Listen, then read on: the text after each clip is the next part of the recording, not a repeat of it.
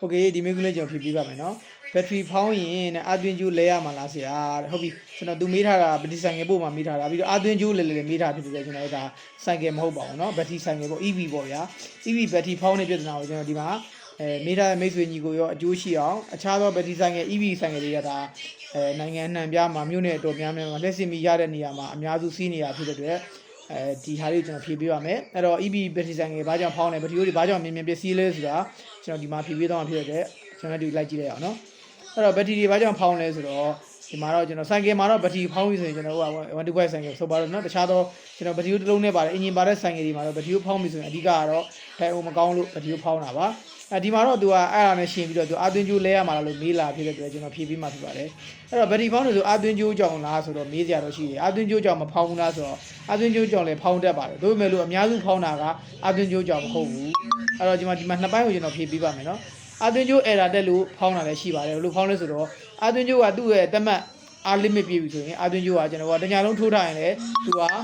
3နိုင်နဲ့အားပြည့်မယ်4နိုင်နဲ့အားပြည့်မယ်ရှိပါတယ်အဲ့ဒါတော့ကျွန်တော်အားကုန်နေတဲ့အနေထားပေါ်မူတည်ပါမယ်အကယ်အားအများကြီးကုန်နေတယ်ကုန်အနည်းစီးတာဆိုတော့ပုံမှန်ကျွန်တော်ဘက်ထရီဆိုင်ငယ်ဒီမှာ9နိုင်10နိုင်အားသွင်းရပါတယ်သူ့ရဲ့ ampere များတဲ့ divider နဲ့လာဆိုတော့အနေငယ်ရော့ပါတယ်နော်အဲ့တော့ကျွန်တော်ကခုနလိုမျိုးတညာလုံးသွင်းထားတယ်ဒါပေမဲ့ဘက်ထရီဆိုင်ငယ်အားပြည့်သွားပြီဆိုလေသူ့ကသူအလူလျောက်အားသွင်းမှုကနေပြီးတော့ကျွန်တော်ဖုံးများအားသွင်းသလိုပဲအားပြည့်သွားသူ့ကသူဆက်မဝင်တော့ပိတ်သွားတယ်နော်ဘက်ထရီဆိုင်ငယ်မှာလည်း i system ပါပါတယ်ဆိုင်ငယ်ကပါတာမဟုတ်ပါဘူးတကယ်အားသွင်းဆက်ကနေပြီးတော့သူ့ရဲ့ limit အားပြည့်ပြီဆိုတော့ကျွန်တော်ကအားသွင်းတဲ့စနစ်ကိုရက်လိုက်တယ်ဆိုတော့ကျွန်တော်ကဆက်မဝင်တော့ဘူးအာသွင်းမှုမှာဘန်ကာမလဲတော့ဘူးမီးမနီတော့ဘူးမီးစိမ်းလင်းပြီးရင်ကျွန်တော်အားပြည့်ပြီလို့ပြောလို့ရပါတယ်ဒါပေမဲ့ခုနအာသွင်းမှုမကောင်းတာမျိုးအာသွင်းမှုကြောင်တာမျိုးဆိုရင်ခုနလိုမီးမစိမ်းတော့ပဲနဲ့တောက်လျှောက်သွင်းနေပြီလေပချိုးတွေဖောင်းတတ်ပါတယ်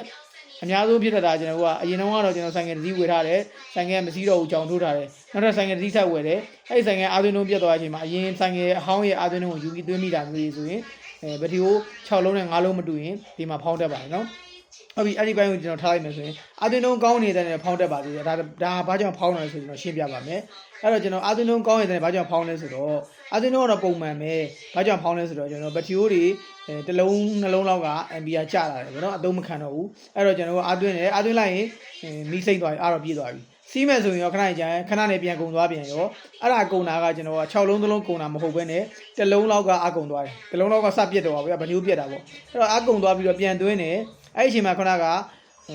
ကောင်းနေလုံးတွေကအားမကုန်သေးဘူးဒါပေမဲ့သူကအားရှိတဲ့နဲ့ဆက်ပြီးသွင်းခံရတယ်ပေါ့နော်ပြောရမယ်ဆိုတော့ကျွန်တော်ဘိုက်ဝကနေရောဆက်ကျွေးသလိုပေါ့ဗျာအဲ့ဒီအချိန်မှာပချိုးတွေဖောင်းလာခြင်းဖြစ်ပါတယ်အဲ့တော့ကျွန်တော်ကပချိုးတစ်လုံးမကောင်းရနေစပြီးတော့ပချိုးတွေဖောင်းတာဖြစ်ပါတယ်အာသွင်းမှုကဖြစ်တာရှားပါတယ်နော်အာသွင်းမှုကြောင့်မဟုတ်ပါဘူးလောက်ဆိုနားလည်ပါမနော်